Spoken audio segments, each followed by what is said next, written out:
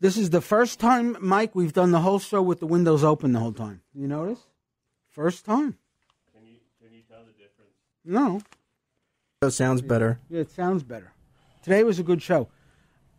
Oh, and also, I finally got an answer because someone's been calling up. The people have been calling up going, I can't hear you on iHeartRadio. I'm trying to stream and I can't hear it. Well, I went right to our computer guys. And I said, who am I supposed to tell about this? And they told me who I'm supposed to tell about this. And I sent him an email, and he's going to look into it. So we're getting some movement. All right. I'm sure it'll happen. Man.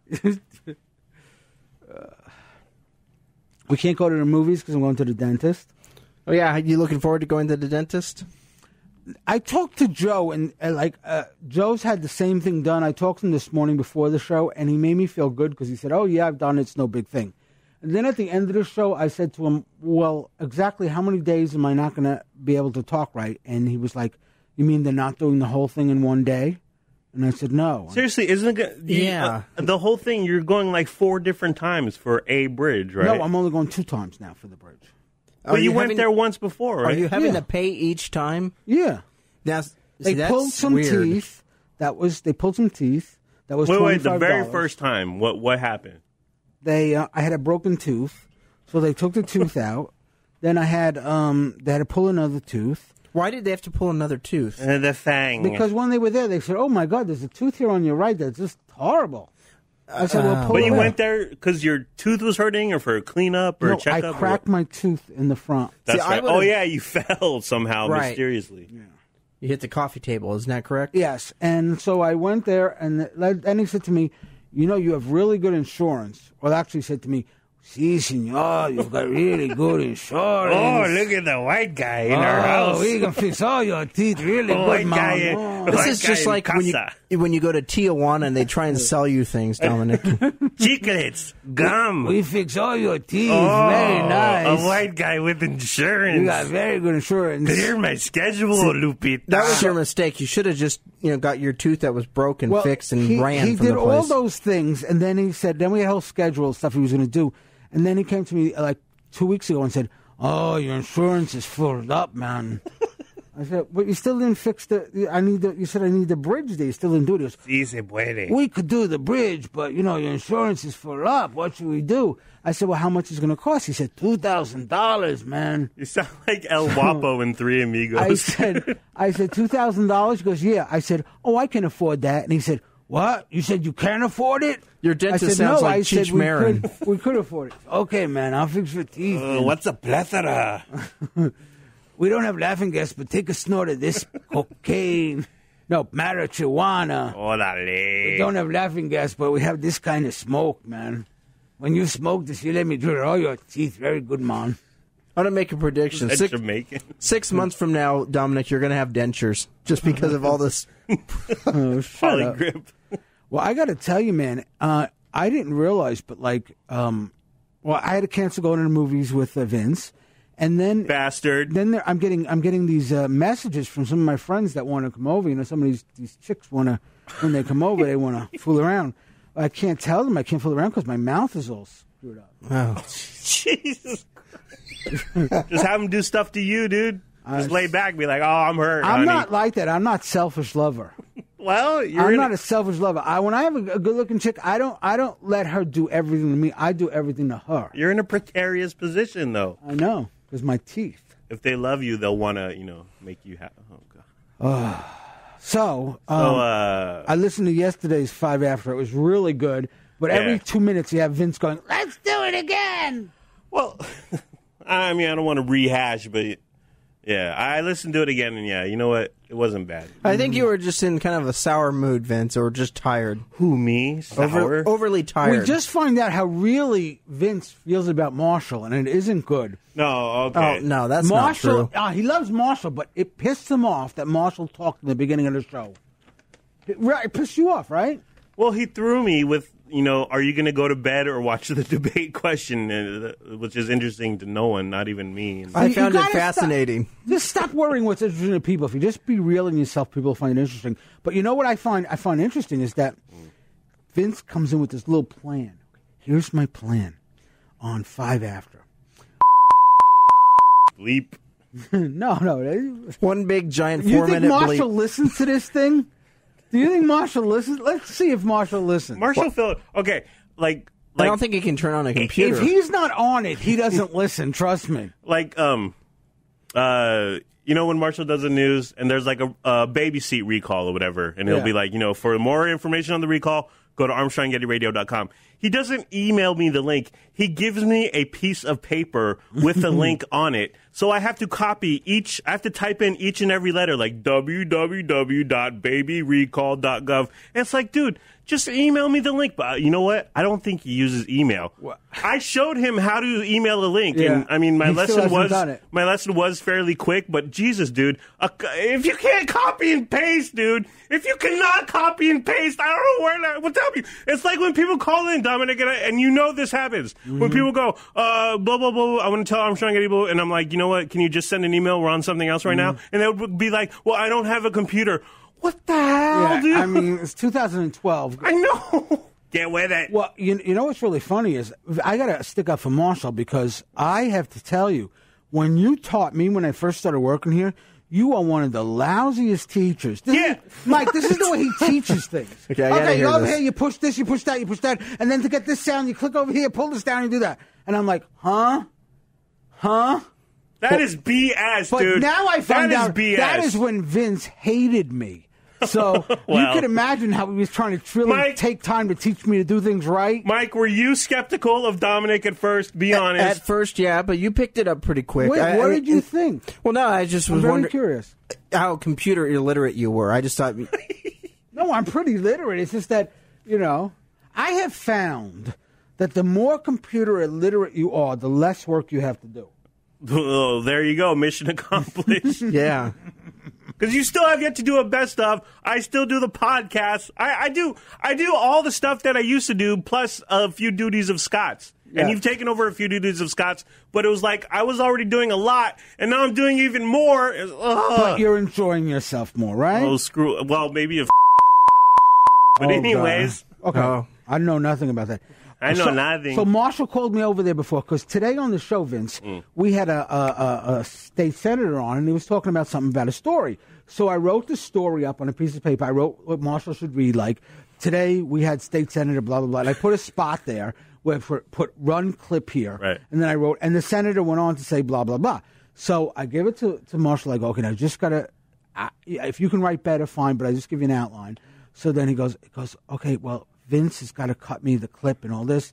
And Vince has got, but he called me over there before and he said, Dominic. I said, yes, Marshall. He goes, I've just learned how to record the show from my station. So now if we have another one of those news-making things, I can just push this button. See this button right over here? I just push this button and I can record the show. And I was like, whoa. Wait, okay. Let me talk about this. So you suggest to Marshall to do a story on the other station, the station right there. KBFK? Yes. KHT.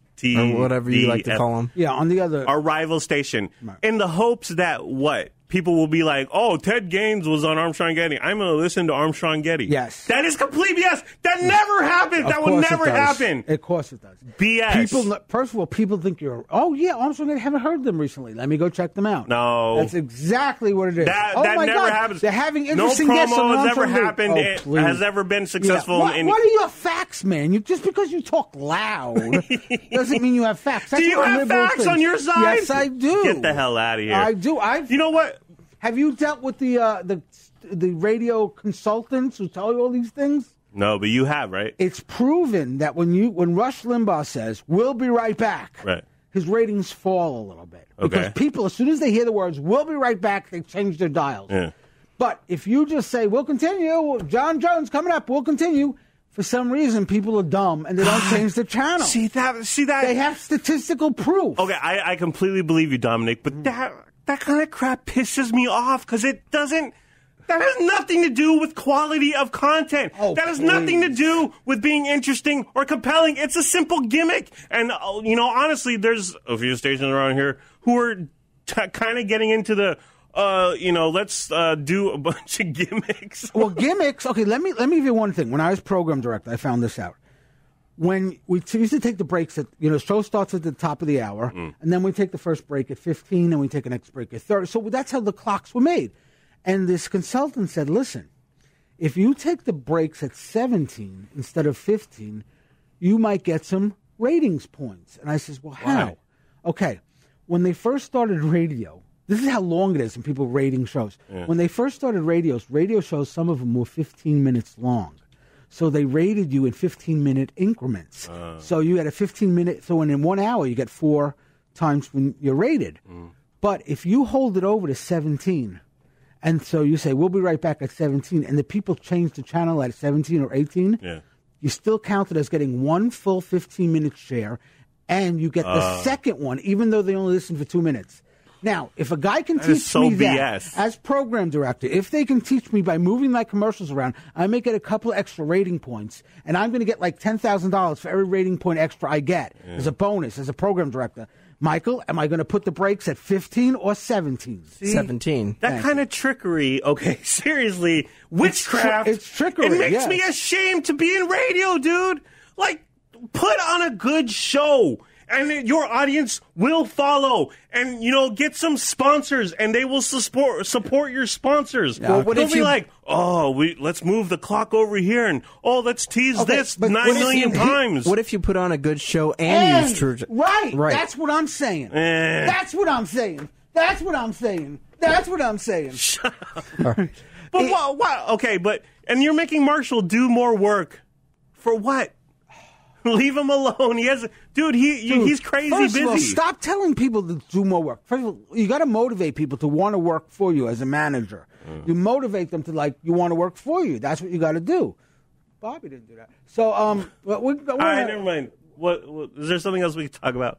This is boring. You said to me you want to talk about. Can we start over? Just kidding.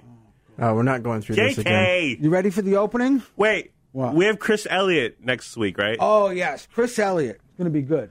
Chris Elliott, to anyone under 50, is a comedian who hasn't been relevant in 30 years, dude. Crap, man. Do you know who Chris Elliott is? Yeah, I know who Chris Elliott is.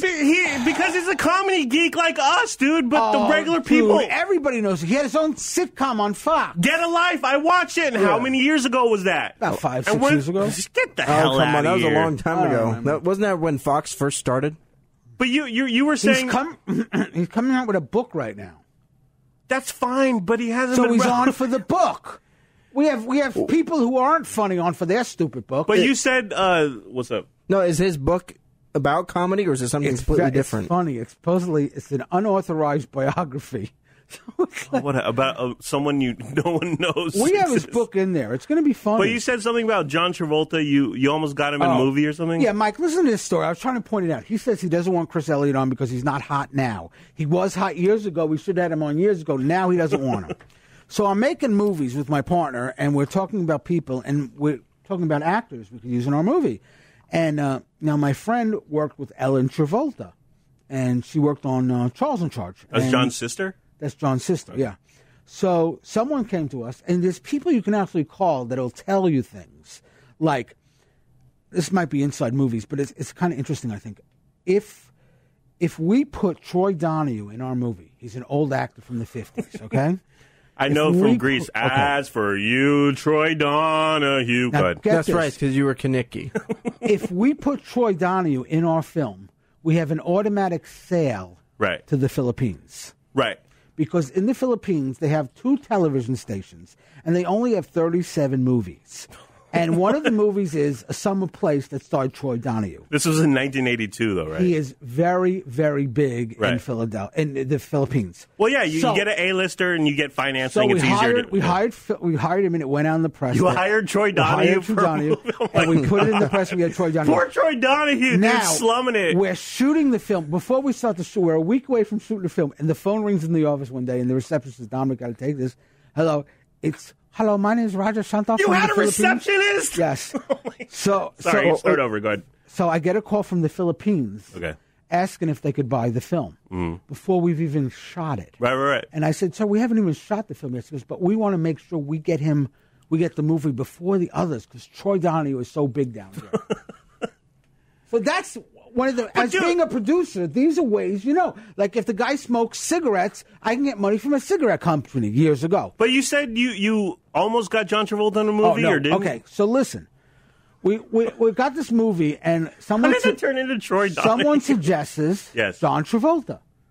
So I say, oh, that's great. And this was what year? This was, if you remember his career, he was a big star. Right. And then he fell off the face of the earth. Oh, yeah. And we in Hollywood knew that every movie he was making was going right to video. That was a big horrible Saturday thing. Night Fever 2 or whatever that was, right? Every movie, Staying Alive was called. It didn't go to video. But every other movie, he's literally has maybe 20 films that have never been shown on the silver screen. He was box office death, in the 80s, pre-Pulp Fiction or whatever, right? Okay, so I say, dude, we don't have any stars at all.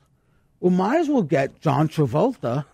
I mean, people love him because some people will say, oh, he's a star from the olden days. Let me look at it here. And my partner was just like Vince. Well, he's not big anymore right now. He's nothing. He's a has-been, blah, blah, blah. So we passed on John Travolta. About 2 years after we passed on John Travolta and we're finishing our movie, John Travolta makes a movie called Pulp Fiction. Never heard of it. And becomes a huge star again. Think how much money I would have in my pocket if I didn't listen to people like Vince. You wouldn't be in this shitty job. I love this job. I know, I'm just kidding. Okay, but there's no way on the planet you could compare John Travolta to Chris Elliott, dude. Are you insane? What if Grease? What if Chris Saturday Elliott Fever next compared week? to Cabin Boy? What and if freaking Get a Life and the guy under the stairs and What Letterman? if Chris Elliott does something fantastic over the next 6 years or 2 years? We could say then book him after that, dude. He doesn't want to come on our little show then, but if we come now, then he'll be loyal to us. Hit it! Hit it! Play the old-time music, Mike. You don't want to hear about this. This is really good for film students. They can learn how to make movies. It's 5 After. The Armstrong and Getty After Show 5-minute podcast. Without Armstrong or Getty. But with Vince, Michael, and Dominic. Yes. And today was a good show. We all agree it was a good show? Well, first of all, we were on the air all 4 hours, which is always an improvement. Wow. And Michael came in 3 minutes early. Michael comes in and goes, everything's working. Well, now Mike's going to start coming in early to check. I was here pretty early. Well, I didn't tell Armstrong and Getty the great news. Our engineer will now be in here at 5 a.m. every day. That's a miracle. No, they're not talking about. Our main engineer. You know what? That's not a miracle. You know what is? What's the miracle? That we never had an engineer at 5 a.m. for the past however many years, dude. Jeez. I mean, how, dude? Morning radio is where the bread and butter is, right? So we're and why sitting would here, you have an engineer early in the morning every freaking morning? And Mike says to me, Dominic, could you go in the other room and test the microphones? And I was like, that must have been music to your ears, Dominic. I was like, yeah, like the old time radio, and I was going testing 1, 2, 3, 4. It was great, testing the microphones. So we started the show with the cow thing. Now listen, it's an institution, Dominic. It's an institution. If you like cow, please don't go to our website and click on cow because it's like 20 years old. So we're eliminating cow from our website. Shut up. Okay, you know what? Can I talk about something? We had Ted Gaines on talking about the fire prevention fee. And that kind of thing is complete BS to me. It's these, we always talk about it. You get a texting on your phone ticket, and then the court fees come out to like $200 or $300. Like, where the hell is our money going? You know what I'm saying? If we don't pay for court costs, if we don't pay for a stupid replacement a license at the DMV, right. If that should be free. And then where the hell does our money go, dude? Well, there's a proposition right now. I don't know the number of it, but you keep watching on TV and radio. They say you got to pass this proposition. It's for the kids in the schools. Yeah. You got to do the schools. Well, I just heard someone say the other side of the story because I didn't think they were on the other side. How could you be against sending money for kids in the schools? Yeah. And they said this money doesn't have to be used for the schools. Actually, the money is going to be used for the teachers' retirements So that the people in Sacramento don't, they can't afford they don't have to raise the tax because no one wants to pay a tax for the teachers' retirements. Both sides lie, and that's why the prop stuff, whatever. But my point is, vote no on every prop. Vote no on every prop. That's what a lot of people do. Yeah. Vote no on every prop. My point is, there's so many degrees of separation from us and our money. Like what? Why where does our money go? I don't. If you were to ask me where does my tax money go, I couldn't tell you. I wouldn't know. And we should get an audit like the IRS sends us that thing every year. Today on the show, Joe and Jack were in a good mood, and when Joe and Jack are in a good mood, the whole show goes better. You notice that? Has anybody noticed that? They're always in a good mood. Well, Fridays are always fun. They've always been good. Yeah. Everyone's in a good mood on a Friday, and also. At the end of the show, I had decided to talk to Jack and Joe and let them know about the truth about what really goes on among Vince, Michael, and I'm not going to say it. Goes on between Vince, Michael, and Dominic. Jeez, Dominic. And they were shocked. They were shocked. They were not shocked. That's our timer. We're out of time. No. See you Monday. Bye-bye.